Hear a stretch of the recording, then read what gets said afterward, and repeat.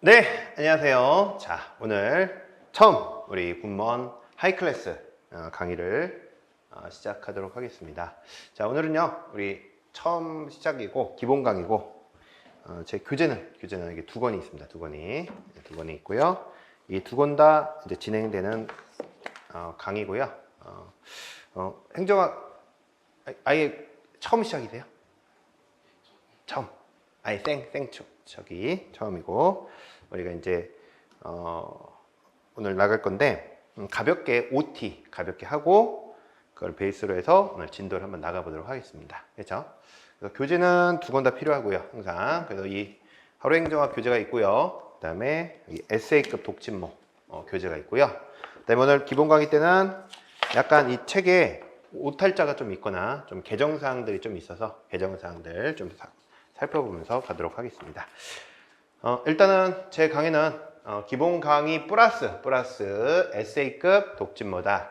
우리가 공부할 때요, SA급이란 말을 쓸 때 등급을 얘기하는 거예요. S가 스페셜, A등급, B등급, C등급 해서 행정학에서 가장 시험에 자주 나오고 가장 중요한 SA급, 독진모는 독해력 향상, 진도별, 모의고사다 해서 독진모라고 붙인 교재입니다. 그렇죠?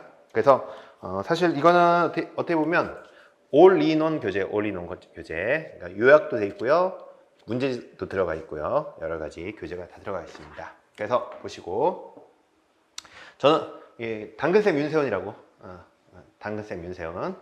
이 당근이 뭐냐 했을 때 채찍보다 당근. 그래서 저는 이제 많은 분들에게 막 어떤 선생님들은 좀 오히려 이렇게 채찍을 때리면서 그죠?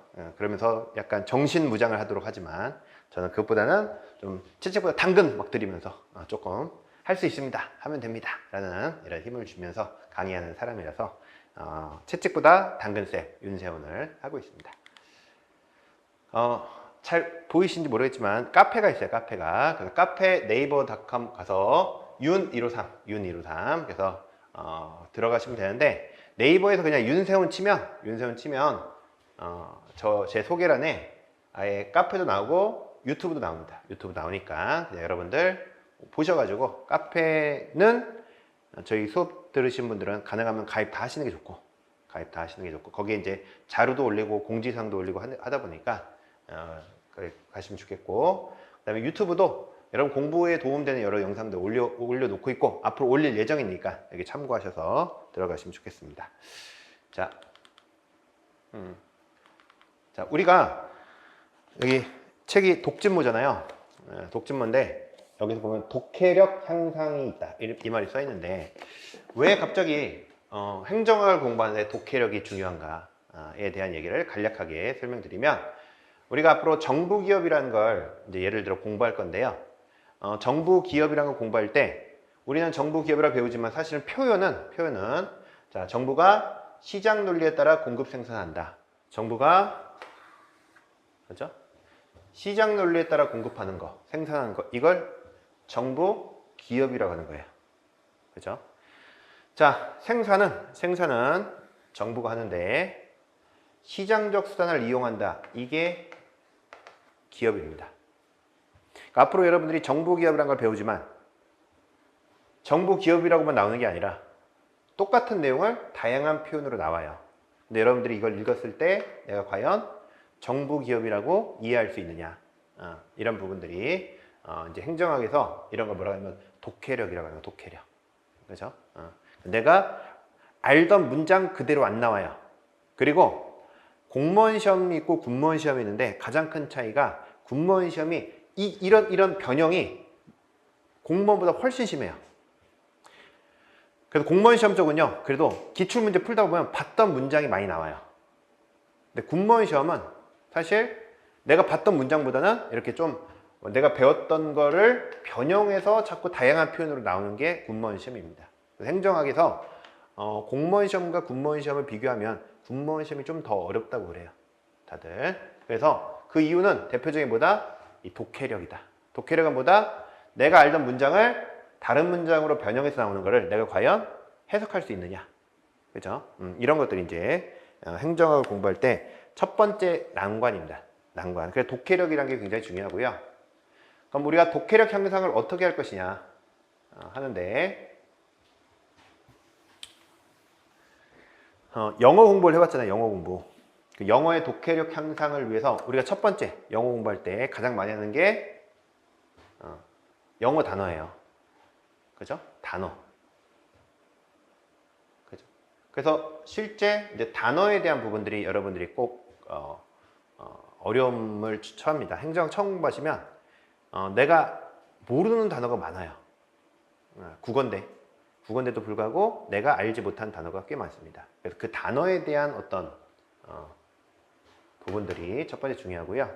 두 번째는 구문론, 영어 단어를 하다 보면 첫 번째 단어를 외우고 두 번째는 단어를 외우면 그 다음부터는 문장에 대한 분석을 하는 겁니다. 그죠? 문장 분석. 그래서 첫 번째 영어 독해 공부할 때 뭐예요? 단어에 대한 공부를 하고요.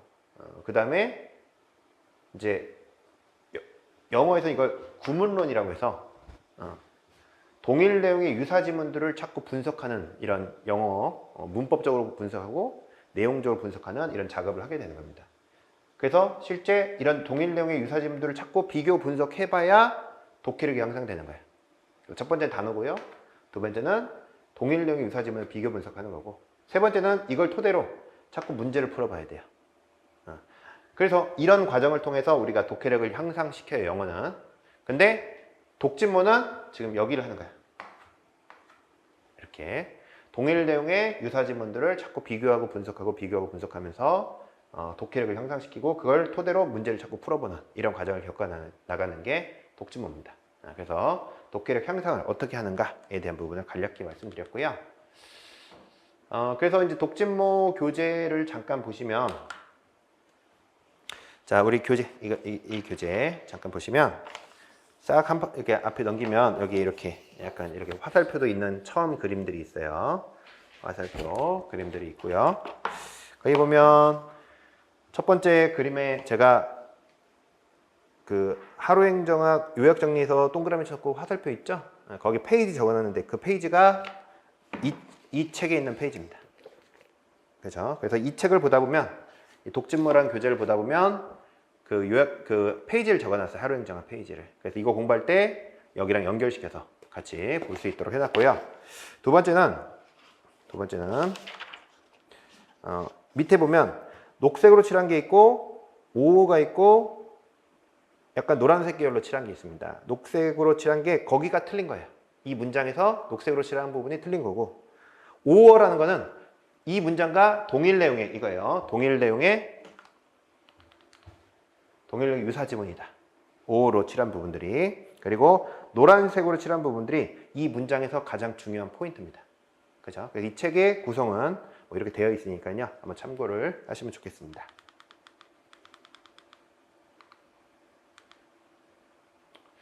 자, 이제 저희들 가볍게 OT 하고요. 우리 오탈자 정리가 좀 있어서 오탈 정리 있는데 하루행정학 책, 이 책 오탈자가 좀 있습니다. 그래서 오탈자를 잠깐 보시면 자, 11페이지 4번 슬라이드 11페이지에 4번 슬라이드 잠깐 보시면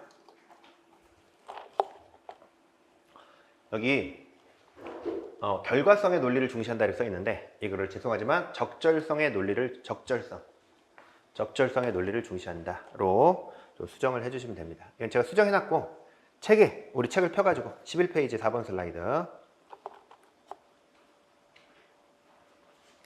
자 11페이지 4번 슬라이드 보시면 거기 결과성의 논리를 살짝 지우시고 적절성의 논리로 좀 수정 부탁드리겠습니다. 적절성의 논리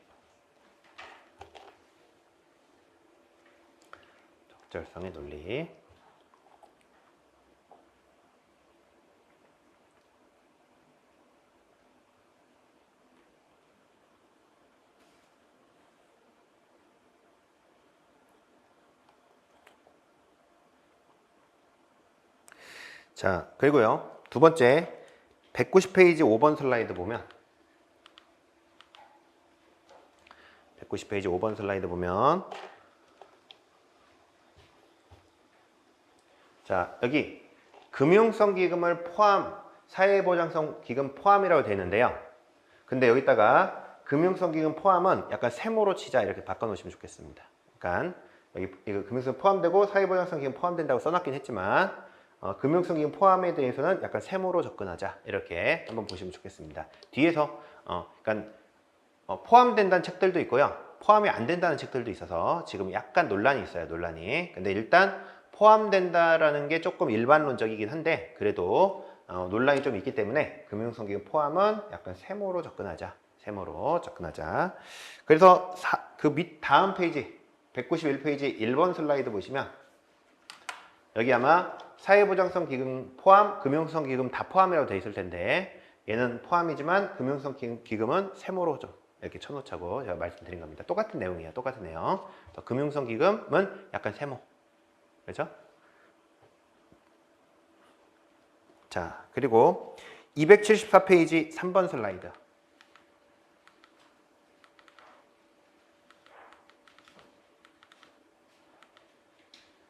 자, 274페이지 3번 슬라이드를 보시면 여기가 맨 밑에가 5로 되어 있는데 X로 좀 수정 부탁드리겠습니다. 5로 되어 있는데 거기 X로 좀 수정 부탁드리고요. 그 다음에 271페이지에 291페이지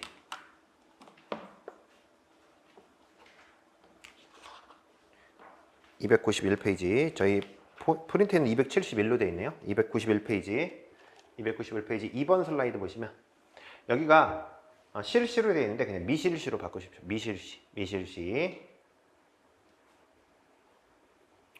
실시를 미실시로 이렇게 바꿔주시면 되겠습니다. 자, 이렇게 오탈자 정리 한번 하도록 하겠고요. 그 다음 페이지 가시면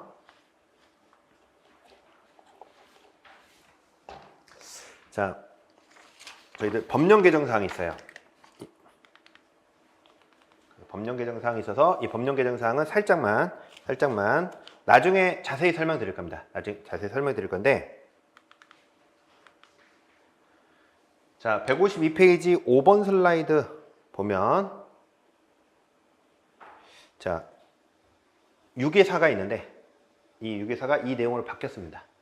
이 내용이 바뀌어가지고 뭐 이걸 다 써놓을 수는 없고요. 나중에 설명드릴 때 관련해서 좀 얘기를 하도록 하겠습니다. 그래서 152페이지 5번 슬라이드에 유괴사가 있는데 이 내용이 좀 개정됐다라는 거. 원래 책에 있는 걸 보면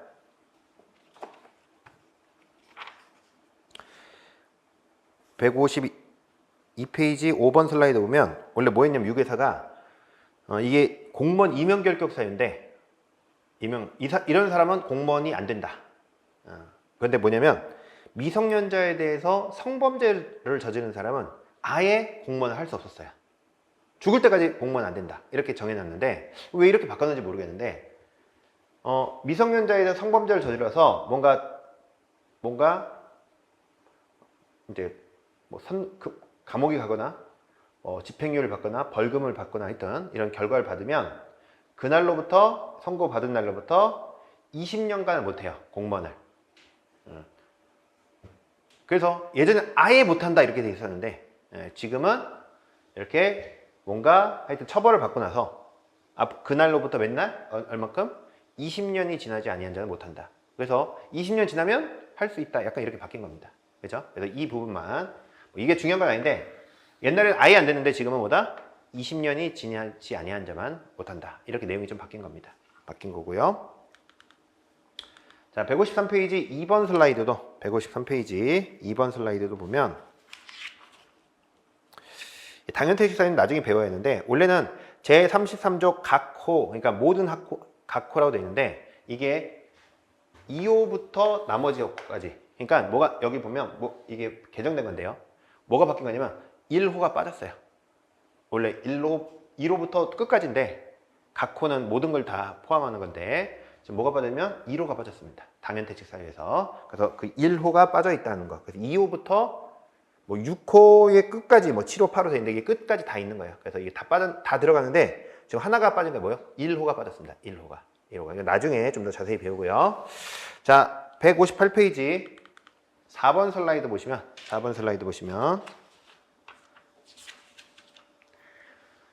이게 90, 10으로 되어 있을 겁니다.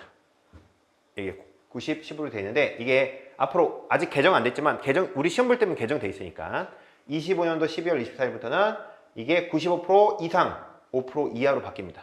이렇게 좀 수정을 해주세요. 그건 95% 이상 5% 이하로 바뀌니까. 근데 여기서 이상이란 말은 뭐냐면 이게 만일에 96%면 이상이니까 96% 이건 4%가 되는 거고 97%면 3%가 되는 겁니다. 뭐 이런 식으로 꼭 95, 5로 고정된 건 아니고 이거 이상으로는 얼마든지 하는데 그거에 따라 이것도 조정하는 겁니다.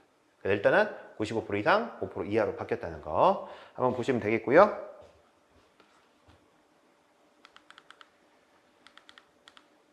자, 그리고 마지막 279페이지 3번 슬라이드인데 3번 슬라이드 내용이 완전히 이 내용으로 바뀌었습니다. 완전히 이 내용으로 바뀌었으니까 우리가 참고로 좀 하시고 나중에 이건 설명드릴게요. 나중에 내용적으로. 그래서 혹시 뭐 이런 것 이 법령 개정 자료를 뭐 그냥 갖고 보셔도 되고 아니면 좀 잘라가지고 크긴 좀 다르지만 걷다 그냥 풀로 이렇게 좀 붙여넣어도 좋을 것 같습니다. 개정된 사항들은. 자, 이렇게 한번 참고하시면 좋을 것 같아요. 자, 이게 뭐 보시고 그래서 혹여 법령 개정된 사항들이 좀 있으면 좀 이렇게 약간 이거 잘라가지고 풀로 붙여도 되고 일단 그렇게 좀 참고하시면 좋겠습니다. 자, 여기까지 해서 가볍게 OT를 하고요. 이제 행정학을 바로 들어가도록 하겠습니다. 행정학을. 자, 하루 행정학. 그래서 이 하루 행정학으로 가볍게 설명드리고 이 독진모 자료로 우리가 정리를 좀 할 겁니다. 자, 보시면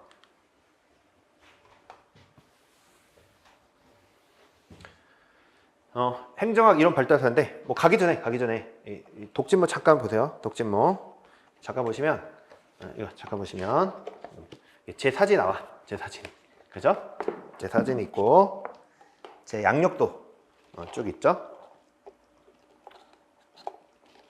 한번 참고하시고 그냥 그 지금 공무원학원에서도 강의하고 하이클래스도 하고 하면서 같이 진행하고 있습니다. 그래서 우리 온라인 들으신 분들도 참고해서 한번 보시면 좋겠습니다.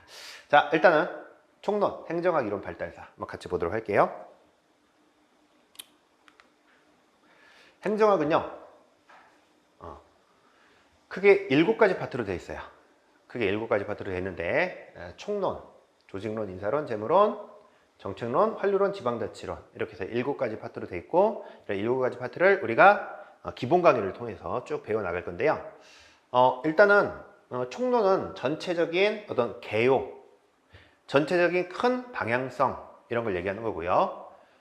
그리고 나서 조직론, 인사론, 재무론은 행정을 경영 관점에서 이해하는 내용들입니다. 행정을 경영 관점에서 이해하는 내용들이고요. 이 정책론은요, 행정을 이제 정치 관점에서 이해하는 내용들이야. 그래서 앞으로 우리가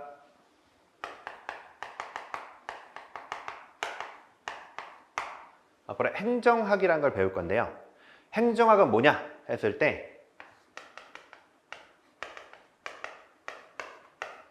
경영학과 정치학을 결합한 학문을 행정학이라고 그래요. 그래서 원래 전공이 네.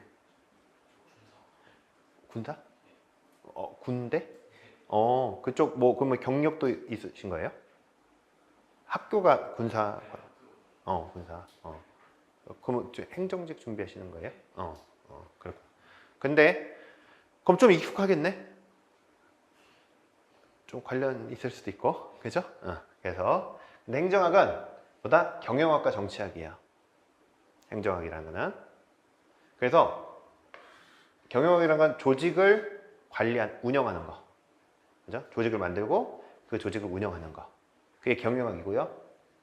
자, 이 조직을 가지고 각종 사회 문제를 해결하는 거. 그래서 이 조직을 만들어서 조직을 운영하는 게 경영학이고요. 그리고 이 조직을 통해서 각종 사회 문제 해결하는 게 정치학이에요. 그런 내용을 담고 있습니다. 코로나라는 문제가 터졌어요. 코로나라는 문제는 뭘 만들었어요? 질병관리청이라는 조직을 만들었죠. 그 조직을 통해서 코로나라는 문제를 해결해 나가는 겁니다. 그래서 행정이라는 거는 뭐다? 조직을 경영하고, 조직을 만들고 경영하고, 그리고 이 조직을 통해서 각종 사회 문제를 해결하는 걸 배우는 학문이 뭐다? 행정학이고, 이 조직과 관련한 내용을 다루는 게 경영학, 이 사회 문제 해결을 위한 내용을 다루는 게 정치학. 근데 이 사회 문제 해결을 뭐로 하느냐 해서 우리가 이걸 각종 정책으로 한다 그래요.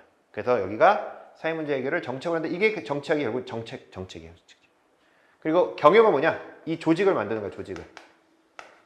조직을 만들고 그 안에 있는 사람과 그 안에 있는 돈을 관리하는 게 경영학입니다. 조직을 만들고 그 안에 사람과 돈을 관리해서 조직을 잘 운영해서 각종 사회 문제 해결에 나서는 거. 그죠? 그래서 이 조직 안에 있는 부분을 다루는 게 조직론. 여기에 사람을 관리하는 걸 다루는 게 인사론. 여기는 돈을 관리하는 걸 다루는 걸 재무론. 그래서 조직, 인사, 재무를 통해서 우리가 뭘 배우는 거냐면 경영학에 대해서 배우는 거예요. 경영학. 그리고 이 조직을 잘 만들어서 뭘 한다? 각종 사회 문제를 해결한다. 이 사회 문제 해결을 뭘 한다? 정책으로. 그죠? 이게 정책이고. 그래서 다루는 게 뭐예요? 정책론. 그래서 이 파트는 정치학. 그래서 행정학이라는 건 무엇인지를 전체적으로 개요를 좀 잡아주고, 그리고 경영학, 정치학 이런 파트를 다루는 게 기본적으로 보다 행정학입니다. 그런데 이 파트 여기까지 내용은 우리가 중앙정부에 대한 얘기야. 중앙정부. 지금으로 따지면 이재명 정부. 그죠? 이재명 정부가 하는 부분에 대해서 다루는 겁니다. 그런데 정부는요, 중앙정부만 있는 게 아니라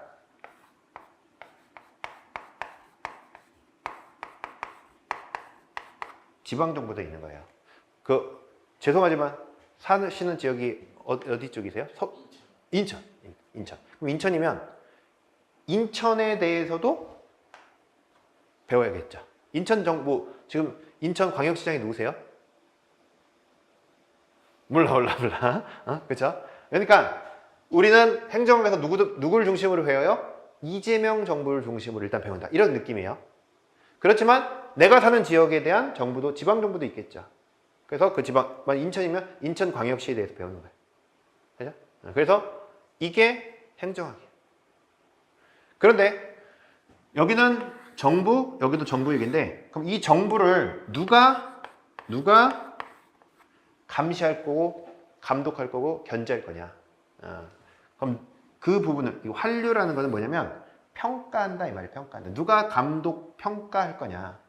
대표적으로 그거를 입법부, 국회, 또 사법부, 그죠? 또 마지막 국민, 그죠? 이번에 그래서 여러분 윤석열 대통령 계엄령 발동할 때 보니까, 그죠? 사법부가 행정부를 견제하고 통제하는 힘이 보이죠? 입법부도 보이죠? 또 국민도 보이죠?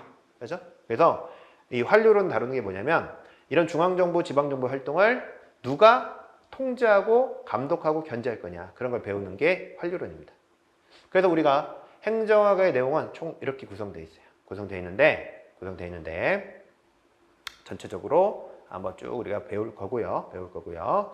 자, 그래서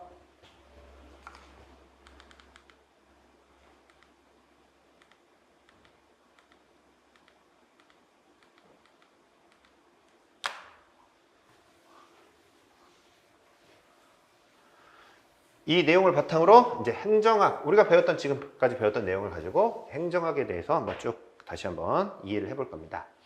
자, 우리가 행정활동이라는 건 뭐냐면 우리나라 국민이 5,175만 명인데 국민들이 원하는 것을 정부에 이재명 정부에 보내주면 이재명 정부는 정부의 조직과 정부에 갖고 있는 사람과 돈을 잘 관리해서, 그죠? 잘 관리해서 국민이 원하는 것을 달성하는 거. 이런 걸 우리가 뭐라면 행정이라고 그래요. 그래서 첫 번째는 중요한 게 뭐냐면 국민이 무엇을 원하는지 아는 게 중요한 건데, 이 5,175만 명의 의견을 다 그냥 정말 다 모아서 전달할 수도 있고, 혹은 이들을 대표하는 국회를 통해서 행정부의 내용을 전달할 수도 있는 겁니다. 그렇죠? 이 파트가 있고, 그리고 이 전달받은 내용을 이 행정부에서 조직, 사람, 돈을 잘 관리하는 거. 그래서 사회 문제를 해결하는 이런 과정도 있는 겁니다.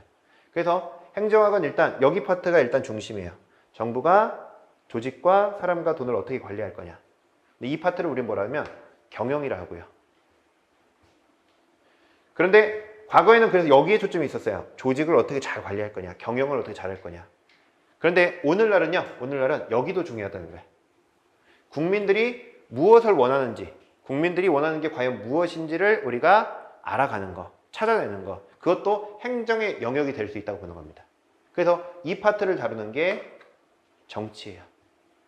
그리고 이 조직을 다루는 게 경영이고.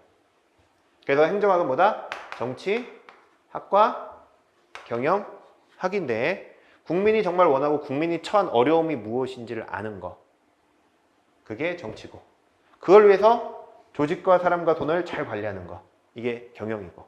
그래서 정치와 경영 관점에서 우리가 행정학을 배우게 됩니다. 그렇죠?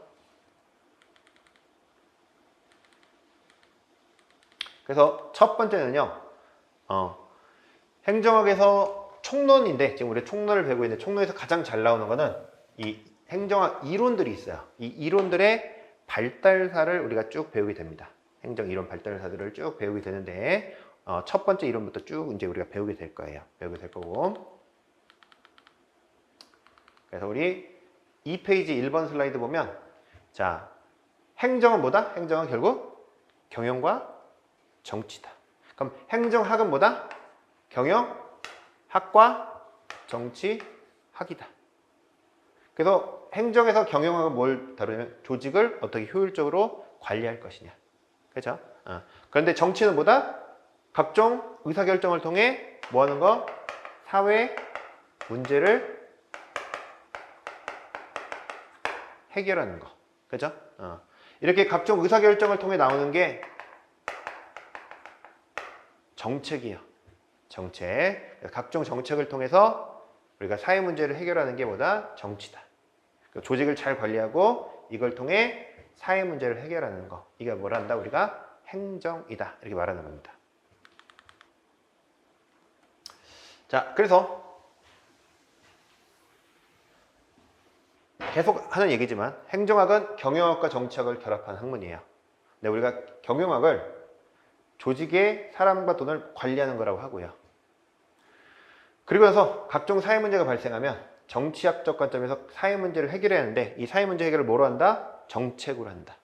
그래서 여기가 조직론, 여기가 인사론, 여기가 재무론, 그리고 여기가 뭐예요? 정책론. 그죠? 행정학은 경영과 정치를 배우는 거예요. 경영과 정치를. 자.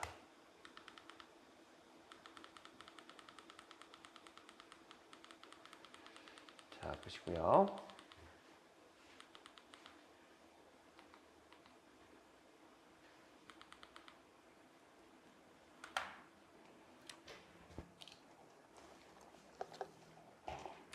자, 3페이지 5번 슬라이드를 잠깐 보시면, 지금 저희가 이게 좀 건너뛰고 하는 거 있잖아요. 그런 것들은 나중에 이제 기본 과목 끝나고 이걸 스피드 정의 특강이 있어요. 그래서 이거 하나도 빠짐없이 거기서 다 다뤄드릴 겁니다. 그래서 우리가 지금은 기본 강의에서는 가장 중요한 포인트 위주로 좀 쭉 나갈 건데요.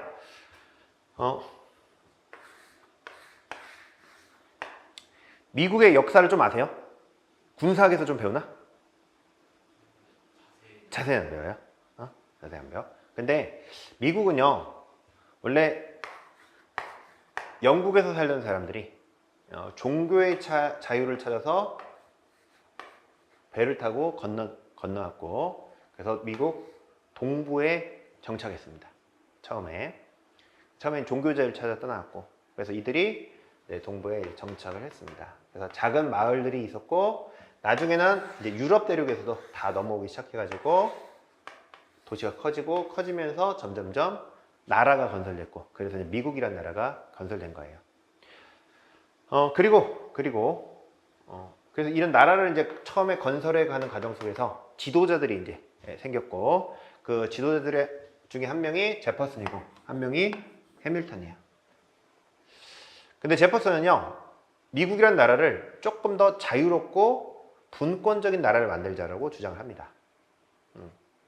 왜 그러냐면 영국에서 이들이 왜 넘어왔냐면 영국의 여왕이 카톨릭이고 넘어온 사람은 이제 신교, 약간 개신교들이었는데 엄청난 종교 탄압을 받아요. 개신교들이. 그래서 종교의 자유를 떠났단 말이야. 그래서 여기 땅에 정착하고 살아가는데 우리 이 땅에 또 다른 왕을 만들면 우리 여기서 탄압받는 거랑 똑같은 일이 발생할 수 있다. 그래서 오히려 자유롭고 분권적인 나라를 만드는 게 우리가 이 땅으로 넘어온 취지하고 맞는다. 해서 좀 자유주의를 강조했던 사람이 제퍼슨입니다. 그런데 해밀턴은요, 연방주의를 강조하면서 강한 정부를 강조해요. 그런데 그 배경은 뭐냐면 해밀턴은 이렇게 나라를 건설하다가 영국이 알게 된 거예요. 실제로 이 땅이 건설되고 있다는 거. 그래서 영국이 나중에 쳐들어옵니다. 그래서 미국이 한동안 영국의 식민지가 돼요. 그래서 이 식민지가 된 상태에서 나중에 영국과 독립전쟁을 펴게 됩니다. 독립전쟁을. 그 독립전쟁에 참여했던 사람이 해밀턴이야. 근데 이 참여를 하다 보니까, 독립전쟁을 하다 보니까 약한 나라의 서름이라는 게 뭔지를 알게 된 거예요. 그래서 나라를 강하게 좀 만들어야겠다, 아무래도. 국력이 강한 나라를 만들기 위해선 강한 지도자가 있는 강한 행정부와 연방주의를 강조했던 게 해밀턴입니다. 그래서 둘이 논쟁을 벌였지만 국가 건설의 취지가 자유적이고 민주적인 걸 강조했기 때문에 실제 제퍼슨이 이겨요, 이 논쟁에서. 그래서 미국은 초기에 제퍼슨주의를 바탕으로 이제 발전하게 됩니다.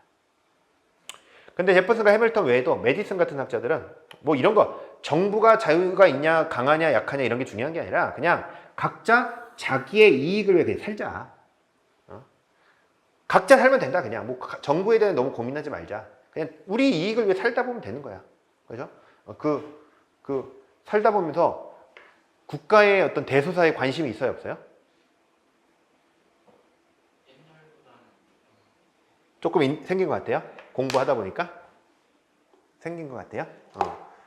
요즘에 이재명 정부에서 일어나는 각종 사건, 사고, 뭐 뉴스 잘 봐요? 어떤 일이 있었어요? 최근에 관심 있던 건?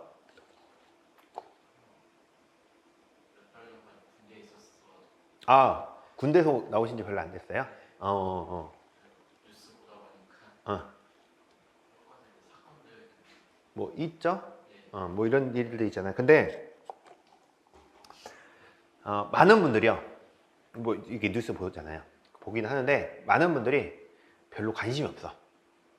나란 일은 나란 일이고 뭐 정치 얘기도 많이 하지. 근데 나는 그런 거 모르겠고 내 먹고 사는 것도 힘든데 무슨 내 일상에 뭐만 추구하면 돼요? 뭐를 관심을 둬요? 다들 그냥 나의 이익. 그죠? 국가가 뭐냐 뭐 이런 데 관심 없는 사람 많아요. 그죠? 제가 이제 강의하다 보면 물어보면 국가에 대한 문제에 대해서 관심 있다? 뭐 정치에 관심 있는 사람이 있겠죠. 막 토론하고 좋아하니까. 근데 그런 거 관심 없이 그냥 내 일상을 사는 사람이 더 많아. 그래서 메디슨은요, 이런 거는 사실 의미가 없다. 그냥 내가 나의 이익을 위해 살다 보면 그냥 그 사회가 제대로 굴러가겠지. 각자의 이익을 위해 살다 보면. 그래서 그냥 정부에 대한 고민하지 말고 그냥 각자의 이익을 위해 사는 그런 사회를 좀 만들자. 그게 다원주의고 그게 메디슨주의입니다. 그래서 이런 논리가 있었고 가장 중심된 건 제퍼슨이다. 그렇죠? 그래서 여기 시험은 뭐 이런 역사적 배경이 나오는 게 아니라 제퍼슨은 뭘 강조했고 자유주의를 강조했고 분권적이고 해밀턴은 강한 정부 연방정부 그리고 메디슨은 이익 집단의 다원주의다. 그냥 이걸 연결시키는 문제가 나오는 겁니다. 그렇죠? 그래서 자 이름에서 자 제퍼슨 약간 부드럽지 않아요, 사람이? 그래서 부드러우니까 약간 자유적이고 분권적이야. 그죠? 네, 해밀턴! 해밀턴 좀 강하지. 그래서 강한 정부의 연방 정부입니다. 그리고 메티스는 그냥 메티스는 이 이익 집단이다. 이렇게 좀 외워놓읍시다. 그죠? 제퍼슨 스는 부드럽잖아. 분권적이고 자유적이고 해밀턴 강하잖아. 강한 정부의 연방 정부입니다. 그리고 메티스는 이 이익 집단이다. 좀 이렇게 좀 외워놓으시면 좋을 것 같아요. 그죠? 우리는 이제 학문을 배우는 게 아니라 시험 준비를 하는 거니까 이걸 연결시키는 걸 배우면 됩니다. 도널드 트럼프를 미 연방 대통령이라고 하거든요. 그래서 연방을 강조한다는 건 중앙정부에 힘을 실어주는 거예요. 그렇죠? 그래서 제퍼슨, 해밀턴, 메디슨 이렇게 해서 연결시키면 되겠습니다. 자, 그런데 미국이 이렇게 동부 중심으로 나라를 이제 건설해 왔는데요. 뒤늦게 넘어온 사람들은 왔더니 이미 여기도 다 장악이 된 거예요. 기득권이 생긴 거예요. 그래서 뒤늦게 넘어온 사람들이 어디로 이주했냐면 미국의 서부로 이주했습니다. 그래서 서부 영화 보신 적 있어요? 서부 영화 뭔지 아세요? 카우보이 뭐 총 그게 딱 여기 배경이에요.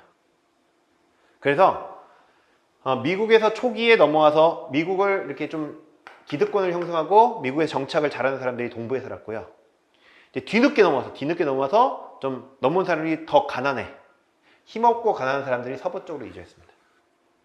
그래서 사실 서부 영화를 보면 어떤 사람들이냐면 중전모를 딱 쓰고 양복을 탁 입고 지팡이 딱 들고 다니는 사람들은 동부 사람들이에요. 근데 약간 청바지 입고 카우보이에 총 쏘고 막 이런 사람들이 다 서부 사람들이에요.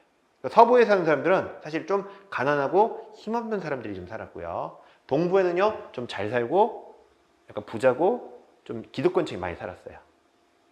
그래서 서부 사람들과 동부 사람 사이에 뭐가 있었냐면 지역 갈등이 있었습니다. 우리나라도 예전에는 전라도와 경상도 사이에 지역 감정이 있었다 뭐 이런 거 들어보셨어요? 그죠? 그런 것처럼 미국도 동부와 서부 사이에 지역 갈등이 있었어요. 그리고 이 동부 사람들이 백악관과 백악관 밑에 있는 모든 관료들을 다 동부 사람들이 다 장악을 했습니다. 미국의 정치는 다 누가 했다? 동부 사람들이 한 거야. 그러다 보니까 누가 불만이 있었냐면 이 서부 사람들이 불만이 있었고, 서부 사람들이 야 우리가 한번 똘똘똘 뭉쳐서 대통령을 제대로 한번 뽑아보자 해서 서부 사람들의 전폭적인 지지를 받고 당선된 사람이 앤드류 잭슨이야. 그래서 앤드류 잭슨이 제가 지금은 기억이 안 나는데 한 미국 20달러에 들어가 있을 거야. 아마 20달러의 화폐에 들어간 사람이 앤드류 잭슨일 겁니다. 우리나라도 화폐에 들어가 있는 사람들은 굉장히 우리나라에 존경받는 사람이잖아요. 그만큼 미국에서 굉장히 존경받는 대통령 중에 한 명이야. 앤드류 잭슨이. 그래서 앤드류 잭슨이 서부 사람들의 강력한 지지를 받고 지금 서부 사람이 대통령 백악관을 들어온 거예요. 그런데 밑에는 여전히 다 누구예요? 다 동부야. 그러면 어떤 일이 발생하겠어요? 대통령이 지금 서부 사람 됐는데 밑에 모든 관료들이 다 동부야. 그럼 어떤 일이 발생하겠어요? 밑에 관료들에서 힘이 세고 뭘 시켜도 잘 안 하겠죠. 지금 무슨 말이지? 지금 이재명 대통령이 대통령이 됐는데 밑에가 다 빨간색이야. 그러면 말 잘 안 듣겠죠. 그러니까 앤드류 잭슨이 당선돼서 왔는데 이게 문제인 거예요. 지금 대통령 됐는데 밑에서 사실 잘 따라주지 않는 거예요.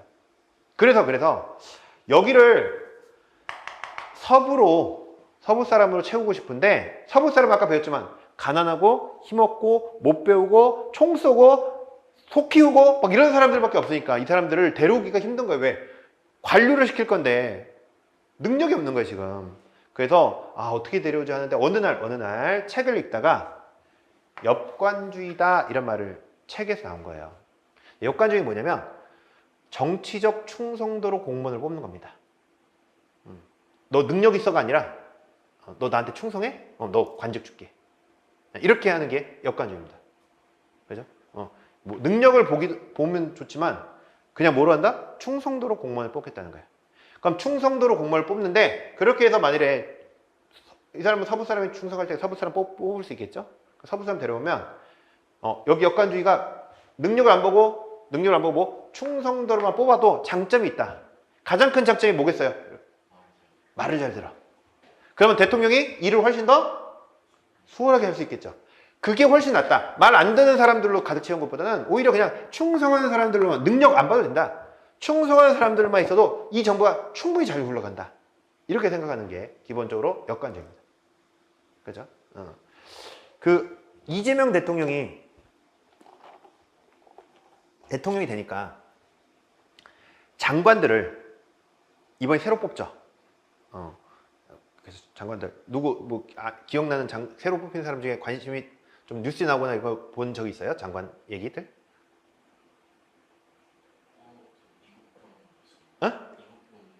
이국종 교수가 장관 되진 않았죠. 근데 이렇게 지지를 좀 사람들이 이렇게 추천도 하고 그랬죠.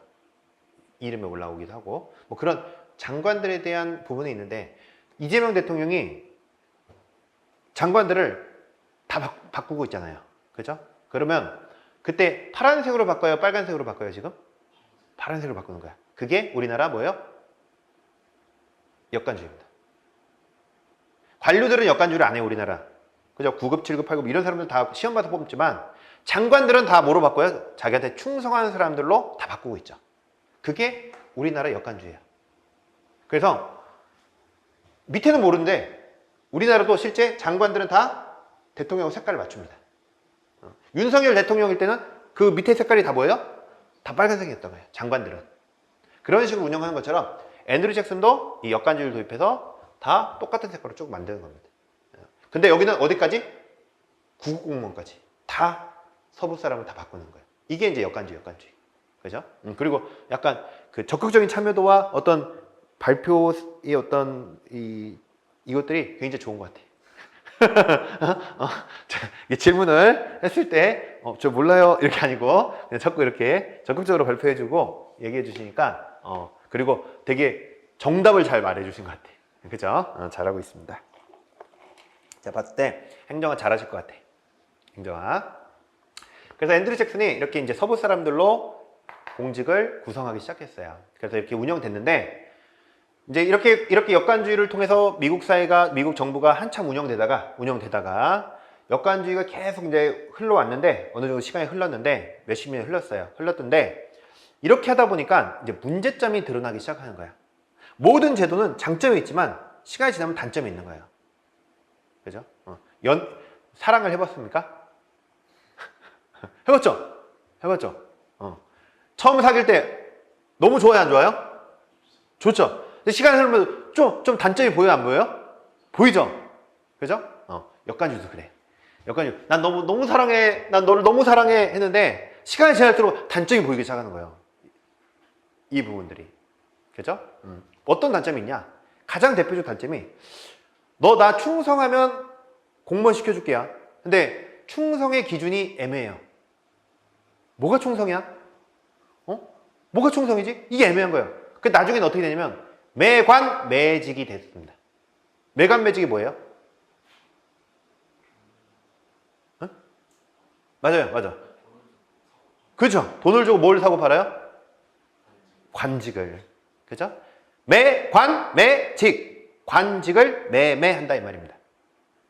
그래서 나중에는 돈 갖다 바치는 사람이 충성해요. 충성. 그래서 결국은 이 역관주의로 인해서 뭐가 생기냐면 공직사회의 부패, 뇌물 이런 것들이 굉장히 만연하게 퍼지기 시작했고, 그게 미국 사회에서 큰 충격을 줬던 사건으로 발생한 게 가필드 대통령의 암살 사건이에요. 제가 저 아니고 충성해서 그래가지고 10억 갖다 바쳤어.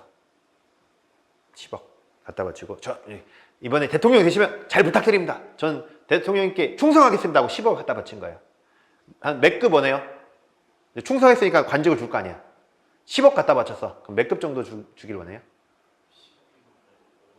5급 이상. 기대했겠죠. 나 10억 갖다 바쳤으니까 이제 이번 내가 지지하는 사람이 당선된 거야. 가필드가 딱 당선된 거야. 이렇게 당선된 거야. 근데 10억 갖다 바치고 한 5급 이상은 되지 했는데 딱 9급 준 거야. 불만이 있겠죠. 그래서 그 사람이 가필드 대통령을 암살하는 사건이 발생합니다. 실제로. 그래서 이 사건으로 인해서 대통령이 암살당했어요. 근데 그 근본적 원인으로 들어가 보니까 문제점이 뭐가 있었다? 이 역관주의가 있었다는 겁니다. 그래서 이 가필드 대통령의 암살 사건으로 인해서 결국은 역관주의를 없애야겠구나. 처음에는 굉장히 너 너무 사랑해 너무 사랑해 너무 사랑해 그랬는데 시간이 지날수록 단점이 보이고 단점이 보이다 단점이 보이다가 여기서 빵 터져버린 거예요 실제로. 그래서 미국 사회에서 역관주의로 공무원을 뽑는 걸 없애야겠다는 움직임이 나타나기 시작한 겁니다. 자 여기까지 별거 아닌데 자 제퍼슨 뭐요? 쓴 부드럽다 자유주의 분권주의 해밀턴 강하다 강한 정부 연방주의 메디슨이 익집단이다. 그러다가 역관주의를 누가? 앤드루 잭슨이 도입했고 하늘로 가 필드 대통령이 암살당했다. 그죠? 하늘로 가버리면서 암살당했지. 그죠? 그래서 자 시험에 앤드루 잭슨이 역관주의를 극복했다 이렇게 나와요. 극복한 게 아니라 뭐한 거예요? 도입한 거예요. 그죠? 그래서 제퍼슨 해밀턴 메디슨 기억하시고 앤드루 잭슨이 역관주의를 도입했고 하늘로 가 필드 대통령이 암살당했다까지 한번 정리를 해보시면 좋겠습니다. 자 그래서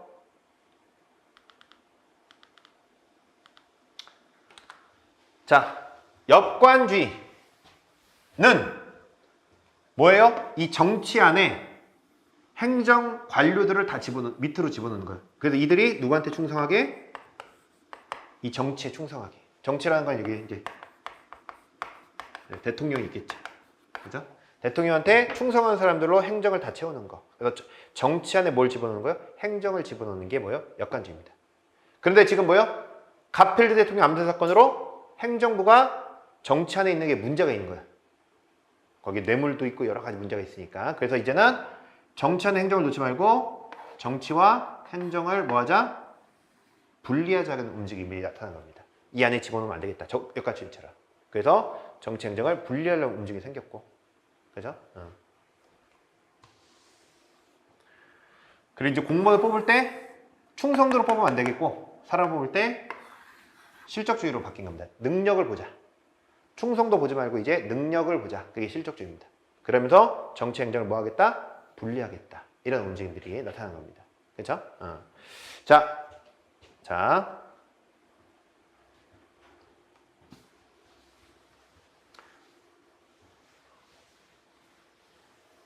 그러면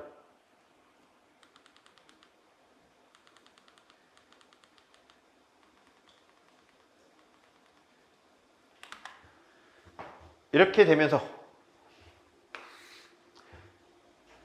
이전까지 역관주의 시대까지는요 행정학이라는 학문이 없었어요. 왜냐면 행정학은 어디 있었기 때문에? 정치 안에 있었기 때문에 그냥 행정학이라는 학문이 없고 그냥 정치에 대한 하나의 일부에 불과했습니다. 근데 이제 정치와 행정을 분리하다 보니까 정치가 있긴 한데 이건 뭐지? 라는 고민이 생기는 거야. 옛날에는 그냥 이걸 연구하다 보면 여기도 알게 된 거예요. 근데 지금은 얘와 얘를 분리하다 보니까 얘는 그동안 정치에서 뭐 그대로 연구하면 되는데 얘는 뭘까? 이건 뭐지? 그래서 이 분야에 대한 연구가 필요하다고 이제 시작된 겁니다. 그죠? 그런데 우리 행정학은 자, 뭐와 뭐를 합친 학문이다? 그렇죠. 경영학과 정책을 하는 학문이에요. 그런데 이렇게 정치와 행정을 분리하다 보니까 행정이 정치학으로 연구했겠어요? 아니면 경영학으로 연구했겠어? 행정이 지금 여기서 얘에서 얘를 분리했어요. 그러다 보니까 행정이 뭐가 아니라는 거예요? 더 이상? 정치가 아니라는 거예요. 옛날엔 행정은 어디 있었던 거예요? 정치 안에 있었어요. 근데 더 이상 행정은 정치가 아니라는 거예요. 그래서 행정 정치에 뺐더니 그럼 얘는 정치학인데 그러면 얘 행정학은 뭘까? 했더니 남은 학문이 뭐가 있어요 지금? 경영학이 있었습니다. 그래서 행정학의 시작은 이렇게 시작했어요. 뭐로 연결되냐면 경영학으로 연결되기 시작했어요. 행정은 정치가 아니야. 행정은 정치가 아니야. 그럼 행정은 뭘까? 아, 행정은 경영학이구나 라고 이렇게 시작된 겁니다. 무슨 말이 되시나요? 그래서 우리가 학문적으로 행정학은 경영학과 정치학인데 왜 그러냐면 둘 다 연구하기 힘든 거예요. 그러니까 하나를 선택하는 거예요 항상. 그죠? 그 전공이 있잖아요. 학문은 많잖아요. 많은 학문들이 있는데 하나의 전공을 선택하잖아. 그런 것처럼 연구할 때도요. 여러 학문이 있지만 둘 다 연구할 수는 없는 거예요. 의사 선생님들이 나 외과도 하고 내과도 할 거야. 그렇게는 안 해. 난 외과만 연구할 거야. 내과만 연구할 거야. 이렇게 정하는 것처럼 행정학도 결국은 이 둘 중에 하나를 먼저 선택해서 연구하게 되는데 더 이상 행정은 뭐가 아니다? 정치가 아니다. 그럼 정치학 연구할 필요가 없겠네. 그러면 행정학을 뭐로 연구할까? 했더니 경영학으로 연구해야겠다. 해서 행정학의 처음 연구는 뭐로 시작하냐면 경영학으로 시작했어요. 경영학으로. 자, 그래서 잠깐 쉬기 전에 자, 2페이지에 2번 슬라이드 잠깐 보세요. 2페이지.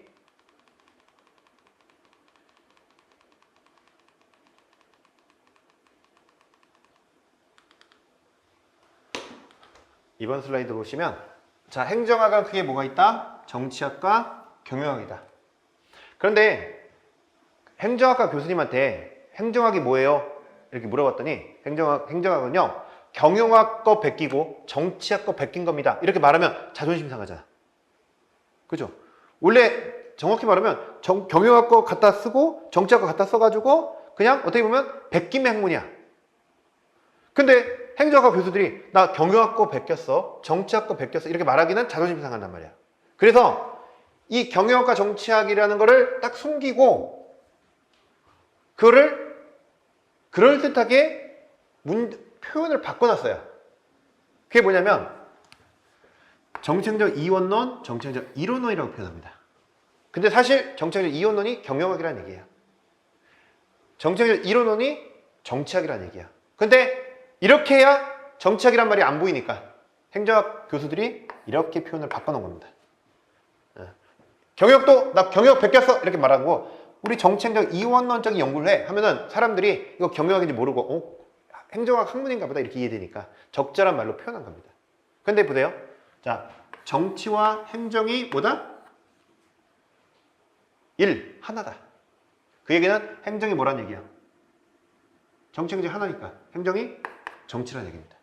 그래서 정치, 행정, 일원론적 관점에서 연구하면 그거는 정치를 연구한다는 얘기예요.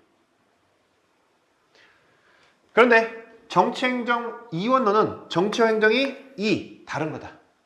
별개다. 그럼 정치가 행정이 아니라는 얘기입니다. 그죠? 그 얘기는 행정은 어떤 관점에서? 경영 관점에서 연구해야 한다. 이렇게 보는 거예요. 자, 공행정과 사행정이 있는데 공행정은 이재명 정부고 사행정은 삼성이에요. 그러니까 행정과 사행정 뭐예요? 기업이에요. 행정과 기업 논리는 뭐다? 하나다. 그 얘기는 행정이 경영이다 이 말입니다. 그래서 경영 관점에서 얘기하는 걸 정치행정 이원론, 공사행정 이론론 이렇게 표현해요. 자, 정치가 행정이라는 얘기는 행정과 기업은 다른 거다. 이런 얘기를 하는 겁니다. 그래서 이건 정치학이다. 그런데 제가 말씀드린 걸로 하면 헷갈려. 그러니까 일단 정치행정 이론론을 외우시고 다시 한번 이것만 보고 칠게요. 정치행정 1원론이요. 그럼 행정은 뭐란 얘기예요? 정치. 그래서 정치행정 이론론은 정치학이야. 그럼 반대로 1 말고 정치행정 2원론이면 이걸 뭐라고 한다 우리가? 경영이다. 무슨 말이 되세요? 하나를 외우시면 돼. 얘를 정치행정 1원론이 뭐다? 정치학이다. 그 얘기는 정치행정 이 원론은 뭐다? 경영학이다. 근데 이 표현을 공사행정으로 바꾸면 여기가 1이면 2고요. 여기가 2면 1입니다. 그럴 수밖에 없어요. 그렇죠? 자, 행정이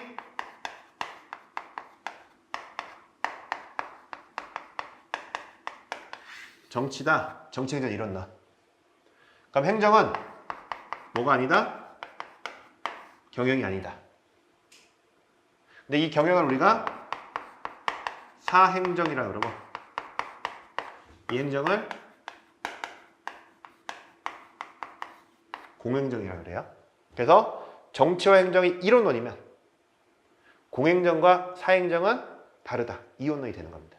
그래서 정치행정 1이면 공사행정 2가 되는 거예요. 정치행정 2면 공사행정이 1이 되는 겁니다. 다시 한번. 정치행정 2원론이에요. 2원론이면 경영학 정치학. 정치행정 1원론이면 정치학. 시험은 주로 이걸로 나오니까 이거 아시대. 근데 정치행정 1이면 공사행정은 2. 정치행정 2면 공사행정은 1. 이렇게 직관적으로 보시면 됩니다. 그래서 자 마지막으로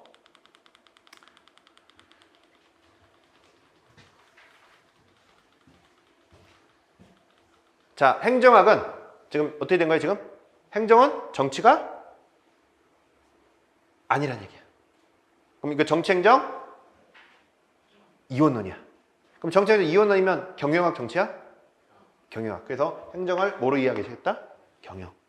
그래서 행정학의 처음 시작은 뭐로 시작했냐면 이원론, 이론론? 이원론으로 생겨. 이원론으로. 자, 이때까지는 행정학이라는 학문이 없었어요. 근데 지금 정치에서 행정 분리하다 보니까 얘가 뭐지? 얘를 연구했다. 그게 행정학이고. 그러면서 정치행정은 다른 거니까.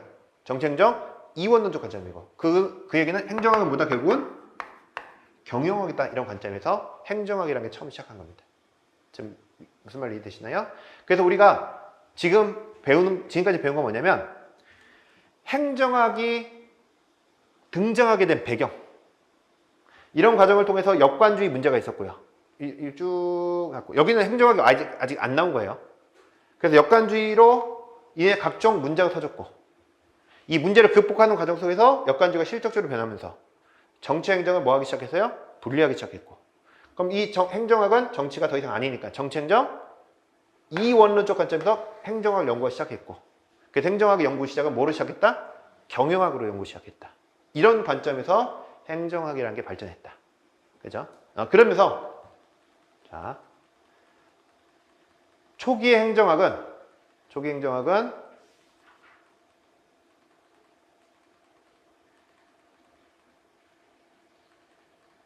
뭘 다룬 거냐면 여기를 다룬 거예요. 행정부에 있는 조직과 사람과 돈을 어떻게 잘 관리할 것이냐. 이거를 중심으로 이제 행정학이 발전하기 시작한 겁니다. 근데 시간이 지날수록 어디도 중요한 거예요? 여기. 그죠? 국민들이 무엇을 원하고 우리가 어떤 결정을 해야 하는지 이런 걸 이제 배우는 부분도 나타나기 시작했지만 초기에는 이제 여기에 초점을 두고 행정학 연구가 시작될 겁니다. 이해되시죠? 자, 여기까지 하고 잠깐 쉬었다가 이제 제대로 이제 진도를 나가도록 하겠습니다.